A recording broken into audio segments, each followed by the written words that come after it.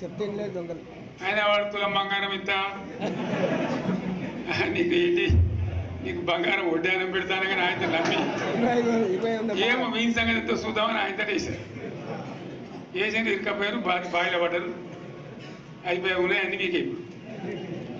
మళ్ళీ మొదటికి వచ్చానా కైలాస మాడలో పెద్ద పంపించినట్టు అయింది మళ్ళీ.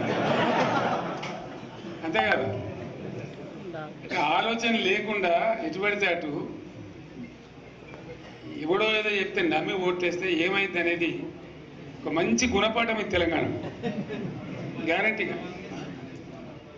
మంచిగా సంసారం జరుగుతుంది. జర తువ్వకచ్చినాం, రైతులు ఇంత ముఖం తెలివి అవుతుండ్రి, ఇంత బాకీలు కట్టుకుంటుండ్రి. ఎంతోమంది పాపం సిటీలు వేసుకుందరు, ఏదో వేసుకుందరు. రైతు బంధు పైసలు పడితే ఎంత సంతోషం ఉంటుండే.